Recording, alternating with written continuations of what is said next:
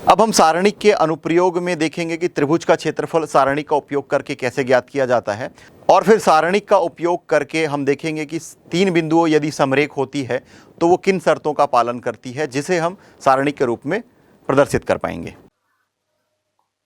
सारणिकों के अनुप्रयोग। Application of determinants. एक त्रिभुज का क्षेत्रफल ज्ञात करना। तो पूर्व में हम लोगों ने पिछले कक्षा में जो सूत्र पढ़ा था कि 1/2 x1 y2 minus y3 plus x2 y3 minus y1 plus x3 y1 minus y2, ये आपने पढ़ा हुआ था।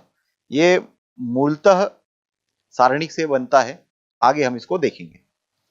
यदि किसी त्रिभुज के शीर्ष x1 y1 x2 y2 और x3 y3 हो तो त्रिभुज का क्षेत्रफल हम लिखते हैं डेल्टा बराबर 1/2 x1 into y2 minus y3 plus x2 into y3 minus y1 plus x3 into y1 minus y2। सारणी के रूप में यदि इसे हम लिखें तो हम लिखेंगे त्रिभुज का क्षेत्रफल डेल्टा बराबर 1/2 तृतीय कोटि का सारणिक होगा। सारणी के अवयव इस प्रकार है x1 x2 x3 y1 y2 y3 और 1 1 1। तो इसके हम रो और कॉलम में परिवर्तन कर सकते हैं, तो इसको लिखा जा सकता है 1/2 डिटरमिनेंट्स या सारणिक x1 y1 1 x2 y2 1 और x3 y3 1। तो इससे उपप्रमेय भी बनाया जा सकता है कि यदि तीन बिंदु A x1 y1 B x2 y2 तथा C x3 y3 समरेख हैं तो डेल्टा या त्रिभुज ABC का क्षेत्रफल 0 होगा। तो 1/2 फिर डिटरमिनेंट्स या सारणिक x1 y1 1 x2 y2 1 और x3 y3 1 ये इक्वल टू 0 होगा। तो 1/2 को हम पक्षांतर कर देंगे तो आपको मिल जाएगा determinants x1 y1 1 x2 y2 1 और x3 y3 1 इक्वल टू 0, जो कि अभिष्ट शर्त है कि बिंदु A B तथा C समरेख हैं।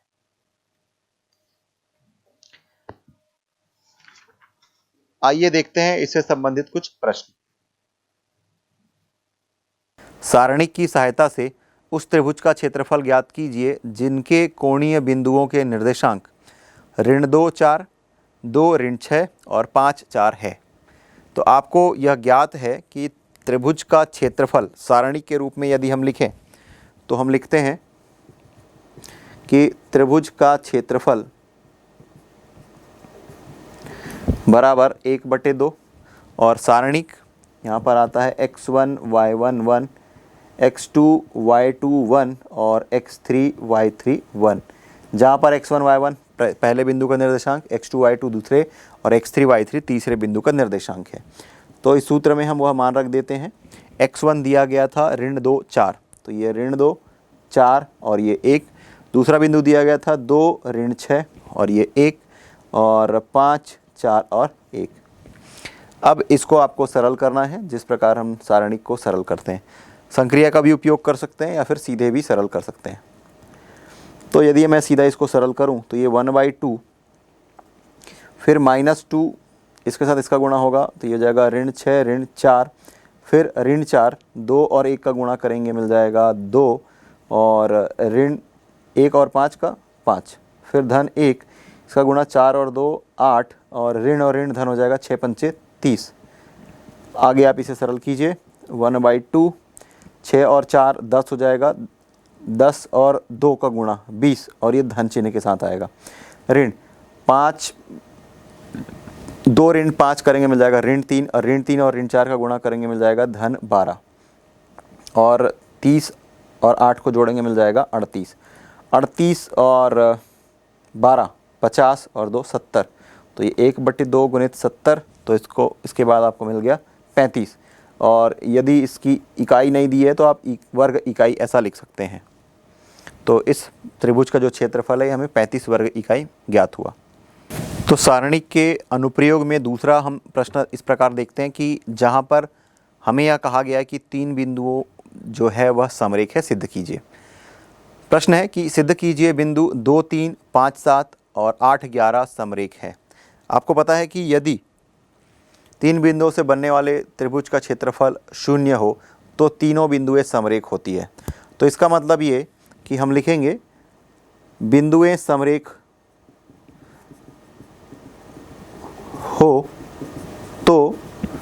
ये जो सारणिक है x1 y1 1, x2 y2 1 और x3 y3 1, इसका मान 0 प्राप्त होता है।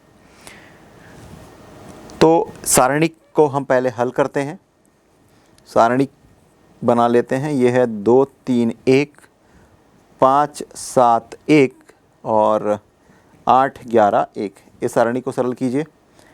2 और इसका उपसारणिक सरल करेंगे। 7 और 1 का गुणा 7, ऋण 1 और 11 का गुणा 11, फिर ऋण 3, 5 और 1 का गुणा 5, 1 और 8 का गुणा 8, धन 1, 5 और 11 का गुणा 55 और 8 और 7 का गुणा 56।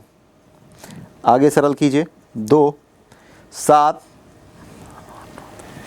और ऋण 11 करेंगे तो ऋण 4 मिल जाएगा, ऋण 3 और यहाँ से 5 ऋण 8 करेंगे मिल जाएगा ऋण 3 और यहाँ से आपको मिल जाएगा ऋण 1। तो 4 और 2 का गुणा करेंगे, यहाँ पर ये ऋण चिन्ह के साथ है, ऋण 8 और 3 और 3 का गुणा करेंगे धन 9, ऋण 3 और ऋण 1, ऋण 8 ऋण 1 ऋण 9 और 9 ऋण 9 बराबर 0। तो इस प्रकार हम लिखेंगे कि अतः दिए गए बिंदु, अतः बिंदुएं 2 3 5 7 तथा 8 11 समरेख है। यही हमें सिद्ध करना था। अगला प्रश्न दिया गया है कि त्रिभुज जिसके शीर्ष ऋण 2 4 3 ऋण 1 और 1 a है तथा जिसका क्षेत्रफल 10 वर्ग इकाई है, तो a का मान ज्ञात कीजिए। तो यहाँ पर दे दिया गया है त्रिभुज का क्षेत्रफल और हमें त्रिभुज के शीर्ष के निर्देशांक दिए गए हैं। तो आपको जैसा कि पता है कि त्रिभुज का जो क्षेत्रफल होता है यह होता है 1/2 और सारणिक x1 y1 1, x2 y2 1 और x3 y3 1। इसका मान हमें 10 दे दिया गया है।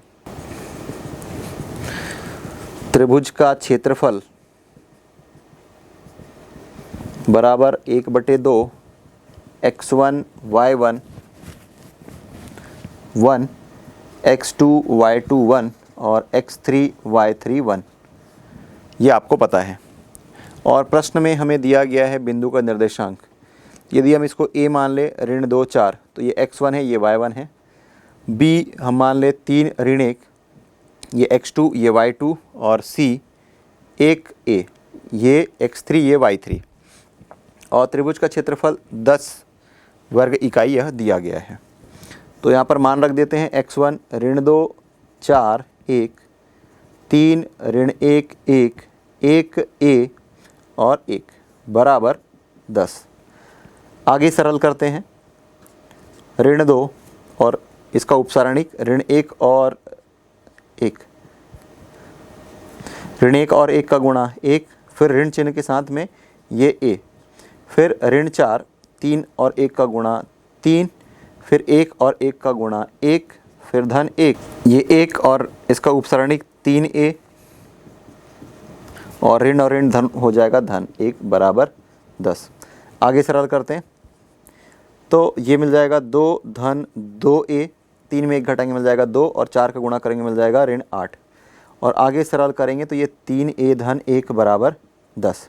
3 और 2 जोड़ देंगे मिल जाएगा 5 और 8 ऋण 8 है और धन 2 करेंगे मिल जाएगा ऋण 6 और धन 1 मिल जाएगा ऋण 5 बराबर 10। आगे सरल करेंगे तो मिल जाएगा 5a बराबर 15, 10 और 5 जुड़ जाएगा और इस तरीके से a बराबर 15/5। तो आपको मिल रहा है a बराबर 3 और यही वह मान है जो हमें ज्ञात करने के लिए कहा गया था। अगला प्रश्न दिया गया है कि सारणिकों का प्रयोग करके 3 1 और 9 3 को मिलाने वाली रेखा का समीकरण ज्ञात कीजिए।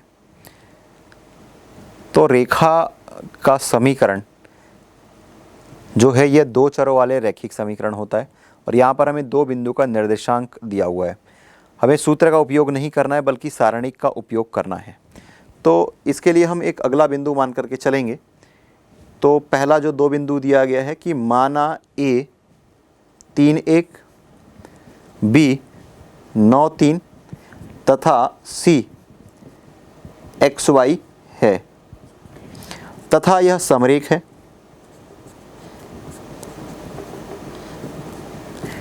तो इसका मतलब ये कि तीनों बिंदुओं से बनने वाले त्रिभुज का क्षेत्रफल 0 होगा।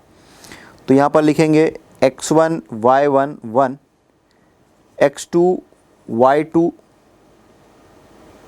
1, x3 y3 1 बराबर 0। अब इसका हम प्रसार कर देते हैं। तो 3 प्रथम पंक्ति के सापेक्ष हम प्रसार कर रहे हैं। तो 3 इंटू 3 ऋण y, फिर -1 और इसका गुणा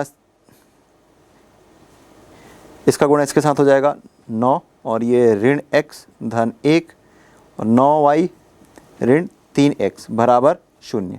आगे सरल करते हैं। 3 तिया 9 और ये 3y ऋण 9 धन x धन 9y ऋण 3x बराबर 0। पहले x वाले पद देखते हैं। ये 3x ऋण में है और ये धन में है, तो आपको मिल जाएगा ऋण 2x। ये आपका 9y धनात्मक है और 3y ऋणात्मक है, तो धन 6y। ये धन 9 और ऋण 9 ये दोनों कैंसिल, तो बराबर 0। या फिर आप लिख सकते हैं 2x ऋण 6y बराबर 0। यह वह रेखा का समीकरण है। यदि और सरल किया जाए तो यहाँ से आप 2 उभयनिष्ठ निकाल सकते हैं। तो 2 गुना x ऋण 3y बराबर 0। अब अचर राशि तो अचर है, इसका मान 0 नहीं हो सकता। तो हमें जो मिल जाएगा रेखा का समीकरण ये है x minus 3y equal to 0। और यही वह रेखा का समीकरण है जो कि 2 दिए गए बिंदु 3 1 तथा 9 3 से होकर के जाता है। प्रश्न दिया गया है कि यदि a equal to 1 + 2 + 4 up to n पदों तक, इसी प्रकार b का मान है 1 धन 3 धन 9, यह भी n पदों तक, और c का मान है 1 धन 5 धन 25 n पदों तक, तो सिद्ध कीजिए कि तृतीय कोटि का सारणिक जिसके अवयव हैं a 2b 4c 2 2 2 और 2 का घात n 3 का घात n और 5 का घात n बराबर 0। तो पहले हम a b और c का मान ज्ञात कर लेते हैं, उसे सरल कर लेते हैं। दिया है a का मान है 1 धन 2 धन 4, ये n पदों तक। देखिए कि ये a जो है यह गुणोत्तर श्रेणी है जिसका प्रथम पद 1 है, पदानुपात r जो है यह 2 है। तो गुणोत्तर श्रेणी के n पदों का योगफल आपको पता है कि Sn equal to a r का power n-1 upon r minus 1 when r is greater than 1। यह जब होता है तब इस सूत्र का उपयोग करते हैं। तो यहाँ से आपको a का मान मिल जाएगा, ये इन पदों का योगफल है और इन पदों का योगफल a का मतलब है 1, r का मतलब है 2 का घात n ऋण 1 बटे 2 ऋण 1। सरल करेंगे तो मिल जाएगा 2 का घात n ऋण 1। यह गुणोत्तर श्रेणी है। इसी प्रकार b का मान है 1 धन 3 धन 9, ये भी n पदों तक। तो ये भी गुणोत्तर श्रेणी है जिसका प्रथम पद 1 है और सारांतर या सारानुपात 3 है। तो a r का power n-1 upon r minus 1, solve करेंगे तो मिल जाएगा 3 का पावर n-1 अपॉन 2। और c का मान है 1 + 5 + 25, ये भी n पदों तक। ये भी एक गुणोत्तर श्रेणी है जिसका प्रथम पद 1 है, सारानुपात 5 है। इसके n पदों का योगफल हम इस तरीके से निकाल सकते हैं। तो ये मिल गया 5 का घात n ऋण 1 बटे 4। और हमें सारणिक का मान ज्ञात करने के लिए कहा गया है, वो दिया गया है a 2b 4c 2 2 2 और 2 का घात n 3 का घात n और 5 का घात n। आइए सरल करते हैं। a का मान हमें मिल चुका है, ये है 2 का घात n ऋण 1। b का मान 2 गुना, तो ये 2 के साथ में 3 का घात n ऋण 1 बटे 2 और 4 गुना c, तो 4 और c का मान 5 का घात n ऋण 1 बटे 4। ये 2 2 और 2, 2 का घात n और ये 3 का घात n और ये 5 का घात n। इसे यदि सरल करें तो यहाँ से 2 कैंसिल हो जाएगा और यहाँ से 4 कैंसिल हो जाएगा। तो अल्टीमेटली आपको मिल रहा है 2 का घात n। और देखिए ये दूसरे पंक्ति में 2 जो है यह उभयनिष्ठ है, तो हम इसे 2 यदि कॉमन ले तो यहाँ पर 1 और ये 2 का घात n। इसी प्रकार ये 3 का घात n ऋण 1 और ये 1 और ये 3 का घात n और ये 5 का घात n ऋण 1 और ये 1 और ये 5 का घात n। अब यदि r1 becomes r1 plus r2 कर दिया जाए, यहाँ पर ये -1 है, r1 becomes r1 plus r2 कर दिया जाए तो आपको मिल जाएगा 2 का घात n 1 और 2 का घात n, फिर इसी तरीके से 3 का घात n 1 3 का घात n और ये 5 का घात n 1 और ये 5 का घात n। ये पहली पंक्ति और तीसरी पंक्ति समान है, तो इस तरीके से 2 गुना 0, क्योंकि आपको पता है कि r1 व r3 सर्वसम है और आपने यह पढ़ा है कि सारणी के किसी भी 2 पंक्ति या 2 स्तंभ सर्वसम होते हैं तो सारणी का मान 0 होता है और यही हमें सिद्ध करना था। इस प्रकार यह सिद्ध हुआ।